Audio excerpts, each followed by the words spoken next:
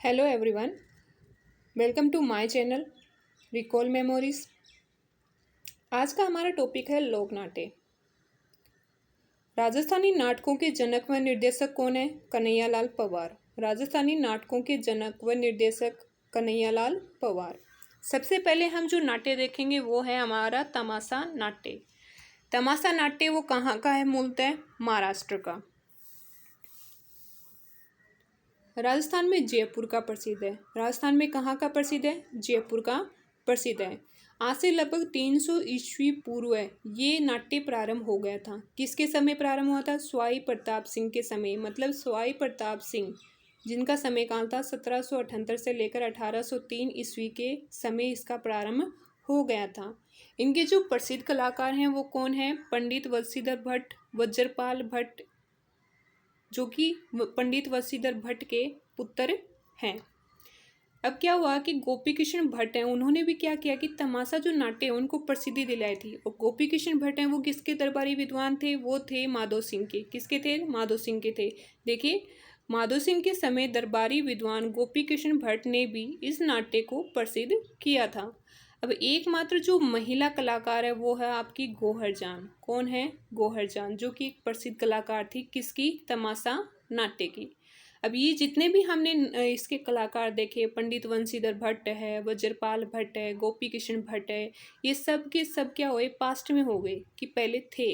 But वर्तमान में इस जो नाट्य है इसको कौन सा आर्टिस्ट है वो रिप्रेजेंट कर रहा है? तो देखिए, वर्तमान कलाकार कौन है आपके? वासुदेव भट्ट। कौन है? वासुदेव भट्ट।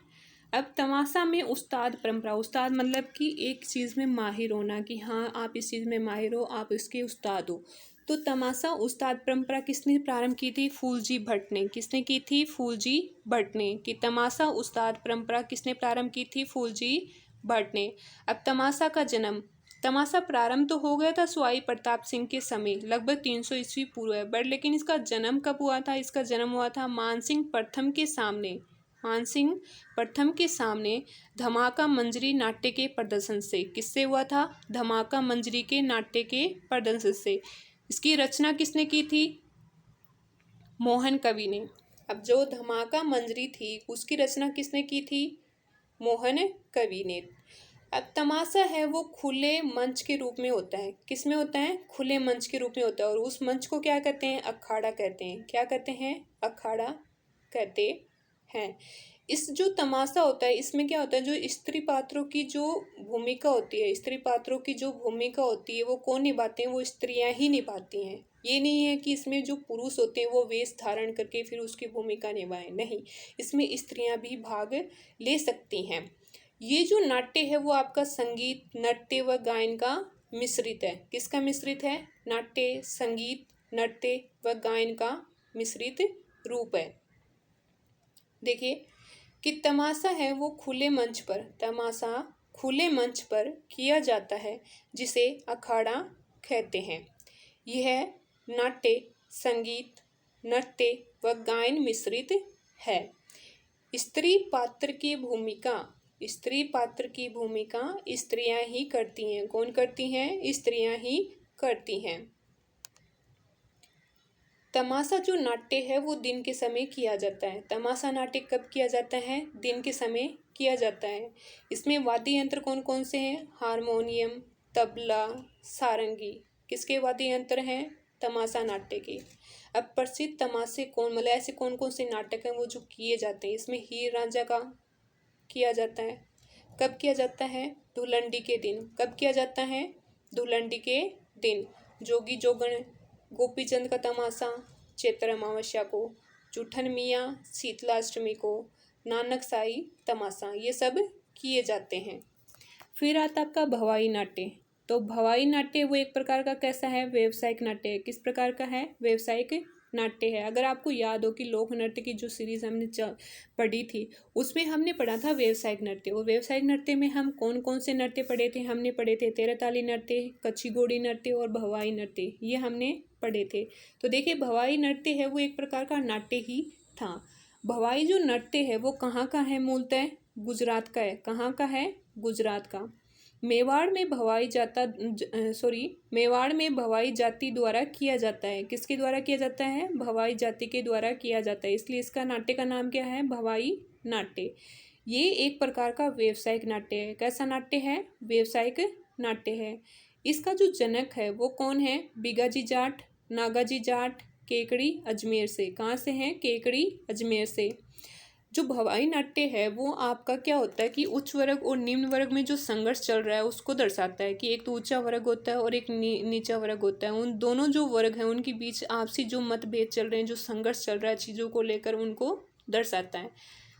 ये जो नाट्य वो किस प्रकार किया जाता है कि इसमें क्या होता है कि बहुत सारे घड़े रख कर और इस नाट्य को कांच पर या तलवार पर या थाली पर या गिलास पर नृत्य किया जाता है।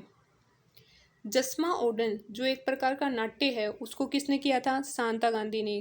किसने किया था? शांता गांधी ने। प्रमुख नाट्यकार कौन कौन से हैं? सांगीलाल सांगड़िया, स्वरूप पवार। कहाँ से? बाड़मेर से।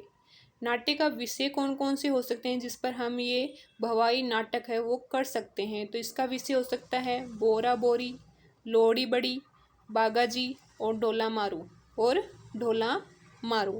अब आता है इसमें नेक्स्ट नौटंकी। कौन सा आता है नेक्स्ट? नौटंकी। अब नौटंकी में देखिए एक संख्या आ रही है 9, ठीक है। उस 9 को लेकर हमें नौटंकी समझनी है, ठीक है। इसमें आता है कि 9 प्रकार के वाद्य यंत्र इसमें क्या होते हैं? प्रयोग किए जाते हैं। 9 प्रकार के वाद्य यंत्रों का उपयोग लिया जाता है। अब 9 प्रकार के वाद्य यंत्रों का उपयोग के कारण क्या होता है? इसे हम क्या कहते हैं? नौटंकी कहते हैं। क्या कहते हैं? नौटंकी कहते हैं। नौटंकी को नौटंकी क्यों कहते हैं? क्योंकि इसमें 9 प्रकार के वाद्य यंत्रों का उपयोग किया जाता है, इसलिए हम इसे क्या कहते हैं? नौटंकी कहते हैं। अब 9 प्रकार के जो वाद्य यंत्र हैं वो कौन कौन से हैं? वो आप में पहला आता है आपका सारंगी, दूसरा है सैनाई, तीसरा है नगाड़ा, चौथा है ढोलक, पांचवा है डफली, छठा है चिकारा और सातवां है हारमोनियम। और दो और इसमें आते हैं। फिर आते हैं भारत। तो भारत में इसका प्रारंभ कब हुआ? जन्म भारत में हाथरस गांव यूपी में। कहाँ हुआ था? हाथरस गांव यूपी में। और जनक कौन है? नथाराम शर्मा। जनक कौन है? नथाराम शर्मा। अब जो नथाराम शर्मा है वो कहाँ के थे? वो थे आपके हाथरस गांव यूपी के थे। कहाँ के थे? हाथरस गांव यूपी के थे। फिर आता है आपका राजस्थान में कि राजस्थान में इनका जनक कौन है? भूरीलाल। कौन है? भूरीलाल। और जन्म कहाँ हुआ था? डींग भरतपुर में। मतलब जो भूरीलाल थे वो कहाँ से थे? डींग भरतपुर से थे। प्रमुख कलाकार कौन है? गिरिराज प्रसाद। कहाँ से? कामा भरतपुर से। कहाँ से है? कामा भरतपुर से।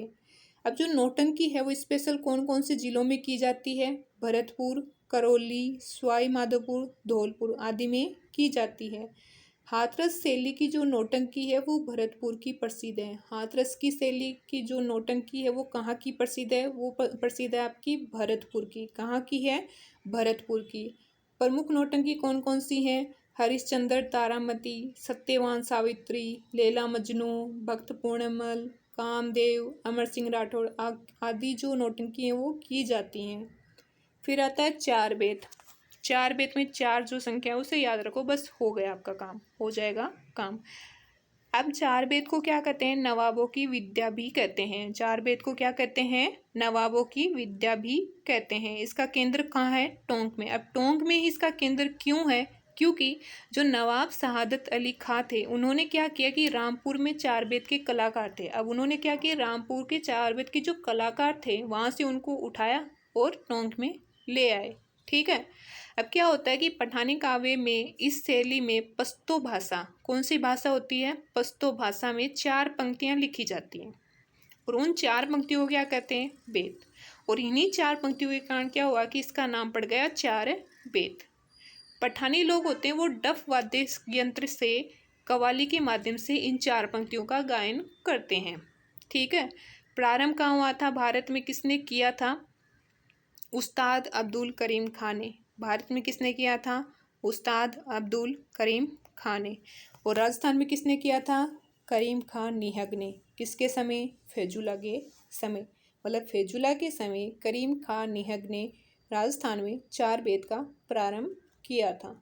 फिर हम देखते हैं बहरूपिया। तो बहरूपिया का शाब्दिक अर्थ होता है बहुत से रूप। बहरूपिया का शाब्दिक अर्थ होता है बहुत से रूप। कब किया जाता है? होली के अवसर पर। कब किया जाता है? होली के अवसर पर। इसमें व्यक्ति अलग अलग प्रकार के रूप रचकर लोगों का मनोरंजन करता है। क्या करता है कि व्यक्ति अलग अलग प्रकार के रूप रचता है और लोगों का मनोरंजन करता है। कहाँ का प्रसिद्ध है? भीलवाड़ा का प्रसिद्ध है।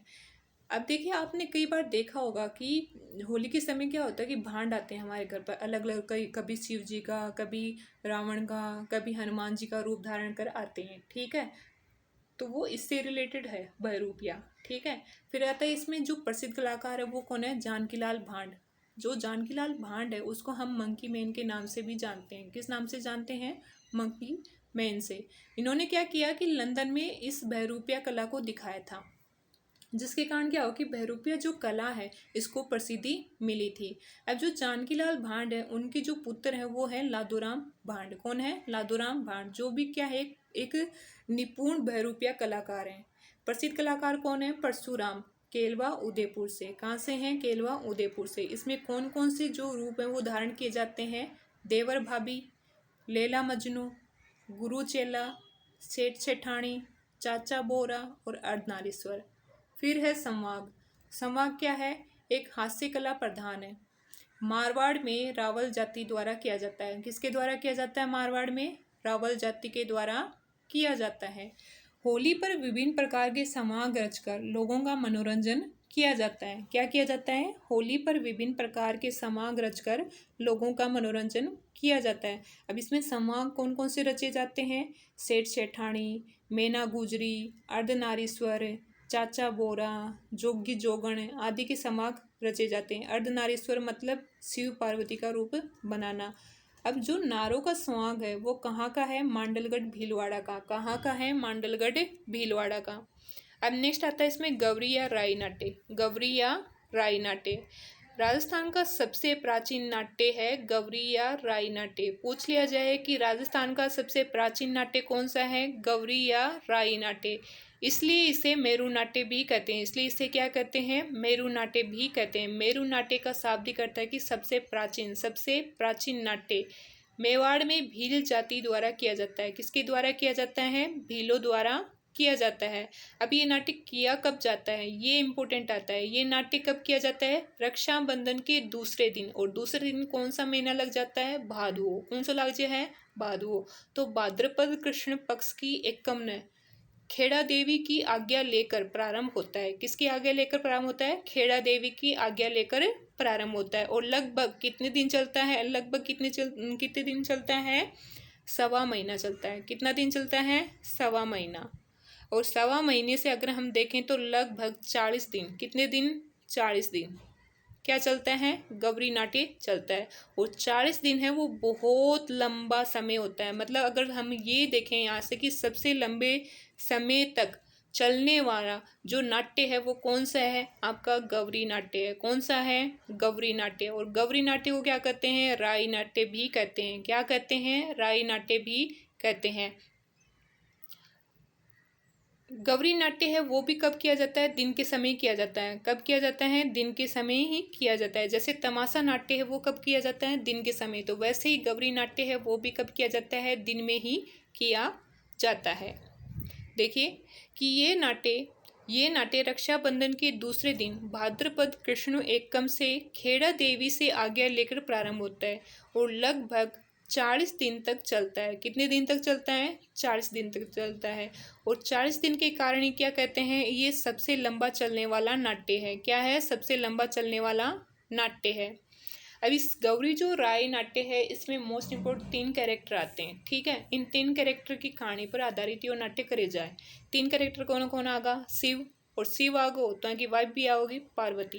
पार्वती आ गई और शिव जी आगा तो अँ यो कौन सका कि बिना भगत शिव जी आ जाए। ठीक है, को भगत आगो भस्मासुर। अब क्या हो कि शिव जी हैं बोड़ा भंडारी, थोड़ी सी भक्ति दिखाओ और शिव जी पिघल जाए। शिव जी ने कहा भाई इतना भगत करने आ रहे हो तो अपन थोड़ा बहुत देना ही चाहिए उन्हीं के। तो भस्मासुर करी तपस्या शिव जी की। देखिए इसमें 3 आपके कैरेक्टर हैं। पहला है शिव, फिर है पार्वती, और आता आपका भस्मासुर। कौन आता है? भस्मासुर। अब क्या किया कि शिव जी हैं बोला भंडारी, शिव जी ने थोड़ी सी भक्ति दिखाओ, शिव जी पिघल जाए, ठीक है भाई आशीर्वाद दो, बच्चे ने उनको आप भलो ही उनको अच्छे हुआ है। अब भस्मासुर करी तपस्या। भस्मासुर बोलो कि भाई मैं तो आशीर्वाद लेके ही रहूँगा। उन करी शिव जी की तपस्या, शिव जी होगा खुश। शिव जी बोलिया कि वत्स मांग तन के मांगना है। भस्मासुर बोलो कि मन मेरे नाम की तरिए है ना कोई आशीर्वाद दे दो, मन चाहे कि अं की शक्ति की मेरा जो हाथ रखता है कि भस्म हो जाए। तो शिव जी बोलिया ठीक है तने 1 करोड़ दूँ। उड़ा के दे दियो, 1 करोड़ दे दियो। बोली क्या हाथ में पहन ले, और जो यो हाथ जगह सर पर रखा हो ना वो क्यों जगो जड़ के भस्म हो जाओ। अब भस्मासुर सोचो यार तो बड़ी अच्छी बात है कि मैं हाथ रखता हूँ वो अगलो भस्म हो जाओ, बहुत बढ़िया। तो क्या करो, भस्मासुर बोलो ठीक है बहुत अच्छी आशीर्वाद दिया है। अब भस्मासुर सोचो ठीक है अब शिवजी ने कहाँ छोड़ूं, शिवजी ने तो कौन छोड़ूं, अब वो पार्वती है, पार्वती ने पानो चाहो तो उनके करो कि शिवजी के पीछे लागो। अब शिवजी तो दियो आशीर्वाद उनकी भक्ति ने खुश होके, अब उनके बेरो कि यो मेरे पीछे पड़ जाओ, तो शिवजी का पीछे पड़ गो। बोलो कि है ना ये तो मैं तेरे ऊपर ही चलाशू यो आशीर्वाद जो तमन दियो है। जय शिवजी का पीछे पड़ो तो शिवजी उरों भाग्यो, भाग के वो पूछो विष्णु कन, ककन पूछो विष्णु कन। अब विष्णु बोलियो ठीक है भाई मैं बचाऊं। अब क्या हुआ कि जितना भी कारण हुए, जितना भी रीजन हो, उन भाग भूग के विष्णुगण पहुंचे और विष्णु बचा लिया सबने। अब विष्णु बोले ठीक है मैं बचाऊं हूँ। विष्णु का को रूप धारण करो मोहिनी को, क्या को करो मोहिनी को। अब मोहिनी को रूप धारण करो तो मोहिनी है मन को मोहने वाली, मोहिनी क्या है मन को मोहने वाली। अब भस्मासुर मोहिनी ने देख के पिघल गो और फिर मोहिनी की तरह के वो डांस करने लागो, नृत्य करने लागो। और जय नृत्य करने लागो तो उनको जो कड़ाड़ो हाथ हो, वो कड़ाड़ो हाथ है वो उनके सर पर आयो, और सर पर आते ही भस्मासुर के हो कि खुद जड़ के भस्म हो गो। तो ए कहानी दर्शाने के लिए क्या हुआ है कि वो गौरी या राय नाट्य करे जा है। शिव का रूप बनाने वाला क्या कहलाता है? पुरिया कहलाता है। शिव का जो रूप बनाता है वो क्या कहलाता है? पुरिया कहलाता है। अब जो इस नाट्य में 5 पात्र होते हैं। पहला होता है बुढ़िया, दूसरा होता है राई, तीसरा झामटिया, चौथा कुटकड़िया और 5वां भोपा। और ये सब के सब क्या होते हैं? पुरुष होते हैं। इनमें एक भी महिला नहीं होती है। सब के सब क्या होते हैं? पुरुष होते हैं। अब नाट्य का सूत्रधार किसे कहते हैं? कुटकड़िया को। किसे कहते हैं? कुटकड़िया को। और भस्मासुर का जप करने वाले को क्या कहते हैं? बुढ़िया। लोक भाषा में कविता बोलना, मतलब लोक भाषा में जो कविता बोलता है उसे क्या कहते हैं? झामटिया। और उस कविता को जो दोहरान करता है उसे हम क्या कहते हैं? खटकड़िया। और खटकड़िया क्या होता है? एक प्रकार का जोकर का काम करता है, मतलब उसकी नकल ताड़ना। गौरी या राई नाट्य है। गौरी या आपका राई नाट्य है वो क्या है? इसमें 11 लघु नाटिकाएं, कितनी हैं? 11 लघु नाटिकाएं होती हैं। पहली होती है इसमें माता व नाहर। क्या होती है? माता व नाहर। जो नाटिका होती है, पहली नाटिका होती है माता व नाहर। इसमें क्या होता है कि जो दर्शक होते हैं, जो उस नाटक को देखने आते हैं, उस दर्शकों को आशीर्वाद दिया जाता है। दूसरी है भौरा भौरी, देवर भाभी का संवाद। तीसरी है मियावड़। मियावड़ में क्या होता है कि भस्मासुर क्या करता है? पार्वती को पाने की कोशिश करता है, और जो सभी देवताएं होती हैं, विष्णु भगवान है, मोहिनी का रूप धारण करके क्या करता है? भस्मासुर को मार देता है। चौथा आती है आपकी नाटिका बाबा। बाबा मतलब भस्मासुर की कथा कही जाती है। 5वां में आती है कान्हा गुजरी। इसमें जादू टोने होने का काम किया जाता है। छठी है अम्बाओ तथा कालूकीर। छठी कौन सी है? अम्बाओ तथा कालूकीर नाटिका। इसमें क्या होता है कि कालूकीर है वो अपनी धर्म बहिन है अम्बाओ, उसकी जो अंगूठी है वो मछली के पेट में चली जाती है, और उस अंगूठी को लाने के लिए वो मछली के पेट से उसे वापस लाता है। अम्बाओ कालूकीर नाटिका में, कालूकीर नाटिका में। इसमें कालूकीर अपनी धर्म बहिन अम्बाओ की अंगूठी मछली के पेट से वापस लाता है। 7वां है देवी अम्बड़। 7वां कौन सा है? देवी अम्बड़। और 8वां है आपका खांडलिया भूत। 8वां कौन सा है? खांडलिया भूत। 9वीं नाटिका आपकी बादशाह की सवारी। 9वीं कौन सी है? बादशाह की सवारी। और 10वीं है आपकी घड़ावत। 10वीं नाटिका कौन सी है? घड़ावत। इसमें क्या किया जाता है? इसमें किया जाता है कि नाट्यकार जो होता है, जो इस नाटक में जो अपनी भूमिका निभाता है, जो नाट्यकार होता है वो एक दिन पहले अपने मूल गांव में कुम्हार के घर से मिट्टी लाकर हाथी बनाते हैं। क्या बनाते हैं? हाथी बनाते हैं। तथा चौराहे पर रखकर उसको क्या करते हैं, नाचते हैं। चौराहे पर उस हाथी को, बनाए हुए हाथी को रखते हैं और फिर नाचते हैं। 11वां इसकी जो नाटिका है वो है वलावल। कौन सी है? वलावल। ये अंतिम नाटिका है जिसमें मिट्टी के हाथी को पानी में विसर्जित किया जाता है। जिसमें क्या किया जाता है, मिट्टी के जो हाथी होते हैं उसको पानी में विसर्जित किया जाता है। आज की जो क्लास है वो यहीं पर कंप्लीट होती है। मिलते हैं नेक्स्ट क्लास में, तब तक पढ़ते रहिए और अपने सपनों को एक नई दिशा देते रहिए।